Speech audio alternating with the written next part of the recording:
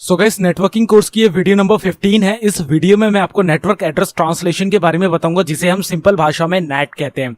अब ये नेट क्या होता है, नेट क्यों यूज होता है, नेट का पर्पस क्या है, नेट के फायदे क्या है, डिसएडवांटेज क्या है, इसकी सारी इन्फॉर्मेशन इस वीडियो में मैं आपको दे दूंगा। सो गाइस, इस वीडियो को पूरा देखते रहना और आप नेट अच्छी तरीके से समझ जाओगे, इस बात की मैं गारंटी लेता हूं। सो गाइस, अब बिना ज्यादा टाइम वेस्ट करे let's start the video. So guys, इस वीडियो को शुरू करने से पहले मैं आपको बता दूं, अगर आपने अभी तक गीकी हब को सब्सक्राइब नहीं किया तो काइंडली सब्सक्राइब करके बेल आइकन को ऑल कर लें, ताकि आने वाली कोर्स की कोई भी वीडियो आपसे मिस ना हो। साथ साथ प्लेलिस्ट सेक्शन पे जाके यहाँ पे आप नेटवर्किंग कोर्स की प्लेलिस्ट को एक्सेस कर सकते हैं, बुकमार्क कर सकते हैं, सेव कर सकते हैं, जिससे आने वाली वीडियो तो बिल्कुल आपसे मिस ना हो। और साथ ही साथ आप यहाँ पे और भी बहुत सारे कोर्स यहाँ पे सीख सकते हैं। बहुत सारे कोर्स आपको मैंने यहाँ पे बना के ऑलरेडी दे रखे हैं और फ्यूचर में भी देता रहूंगा। तो अब बिना ज्यादा टाइम वेस्ट करें चलते हैं अपनी वीडियो की तरफ और जानते हैं डिफरेंट टाइप्स ऑफ नेटवर्क के बारे में। सो गाइस, जो नेट होता है उसकी जो फुल फॉर्म होती है वो होती है नेटवर्क एड्रेस ट्रांसलेशन, यानी NAT नेट। तो जो हमारा नेट होता है उसे जानने से पहले हम यहाँ पे समझ लेते हैं प्राइवेट नेटवर्क ये क्या होता है, प्राइवेट नेटवर्क किसे कहते हैं। तो private IP network is an IP network that is not directly connected to the internet. जैसे कि मैंने आपको पिछली वीडियोस में बताया, हमारे पास जो राउटर आता है हमारे ISP से आता है। लिमिटेड आईपी वर्जन 4 होने की वजह से हमें सिंगल आईपी प्रोवाइड होता है, लेकिन हम उस सिंगल आईपी से कई डिवाइसेस कैसे कनेक्ट कर लेते हैं, क्योंकि जो राउटर होता है वो सिंगल पब्लिक आईपी हमारे पास आ गया। अब राउटर क्या करते हैं, अंदर ही एक लॉजिकल नेटवर्क बना देता है, जिसमें वो खुद के आईपी बना देता है और खुद के आईपी से आपके जितने भी डिवाइसेस होते हैं वो कनेक्ट हो जाते हैं। तो वहां एक लॉजिकल नेटवर्क बन जाता है राउटर के अंदर।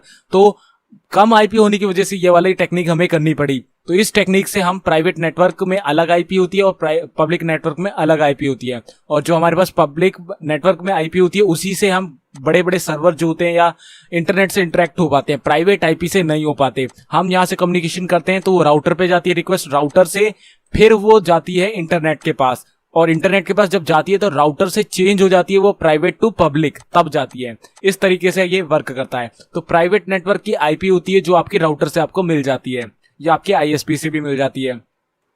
IP addresses is in a private network can be assigned arbitrarily, not registered, not guaranteed to be globally unique।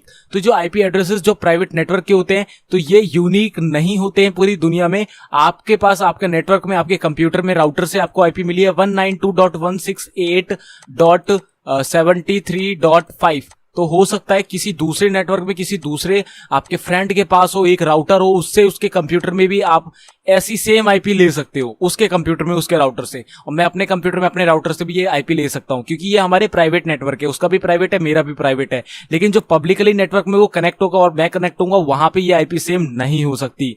तो ग्लोबली ये यूनिक नहीं होती है, प्राइवेट नेटवर्क में यूनिक हो सकती है। तो ये जितने भी आपके एड्रेसेस होते हैं जो आपके प्राइवेट लाई करते हैं वो होते हैं 10 की रेंज में, इस तरीके से 10.0 से लेकर 10.255.255.255 तक ये पहली रेंज होती है। इसके बाद होती है 172.16 से लेकर 172.31 की रेंज पे। तीसरी रेंज होती है 192.168 से लेकर 192.168.255.255 तक। इतनी रेंज में आपकी ये प्राइवेट नेटवर्क के आईपी आप कॉन्फ़िगर कर सकते हो अपने राउटर्स में। तो ये 3 रेंजेस होती हैं। तो ये होता है आपका private network.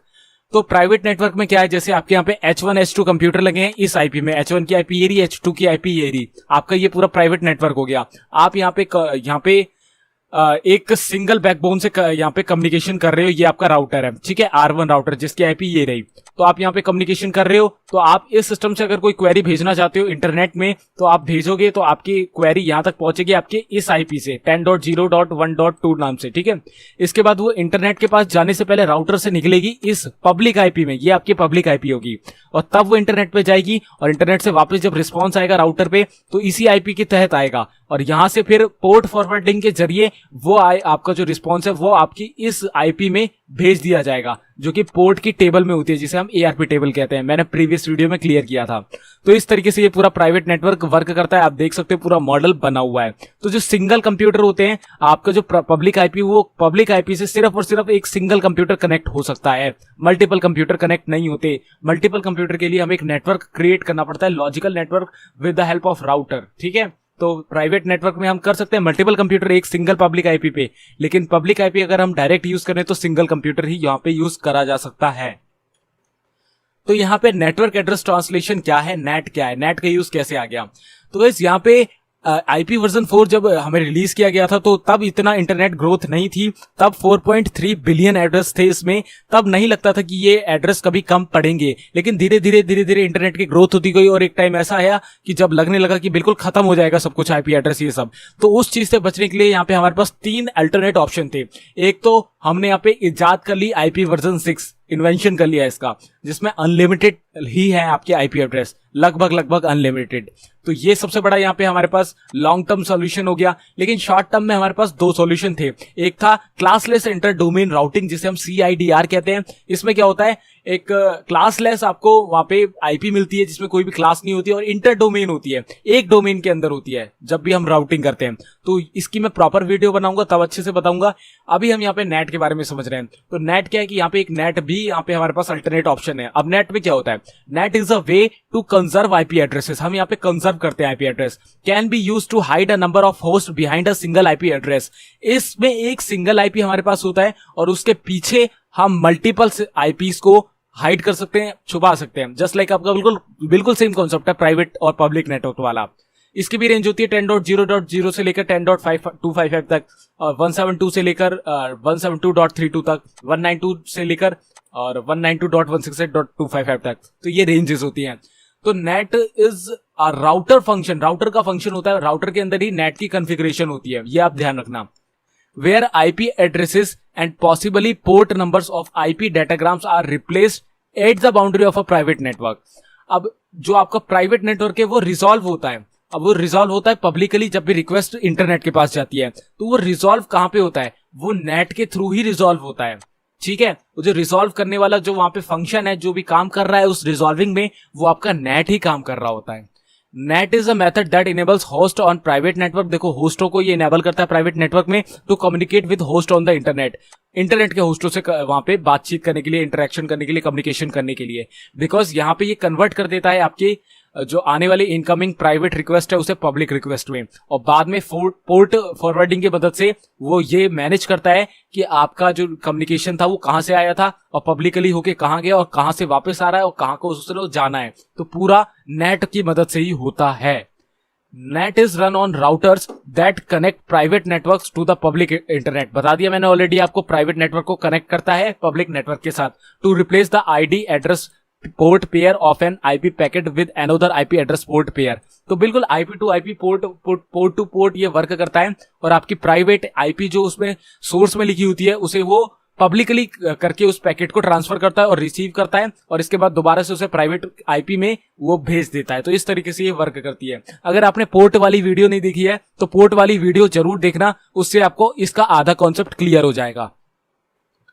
So basic operation of net. तो बेसिक ऑपरेशन कैसे हो रहे हैं, अब जैसे आपका ये H1 कंप्यूटर है, इसकी प्राइवेट एड्रेस है ये रहा 10.0.1.2। पब्लिक एड्रेस ये है, पब्लिक एड्रेस जो आपको एक सिंगल प्रोवाइड होता है इस राउटर की मदद से। तो इस राउटर का जो एड्रेस है वो है 128.143.71.21, जो कि इसका भी पब्लिक एड्रेस हो गया एक्चुअल में। तो प्राइवेट एड्रेस ये रहा। तो अब ये क्या करेगा, ये एक रिक्वेस्ट भेज रहा है यहां से।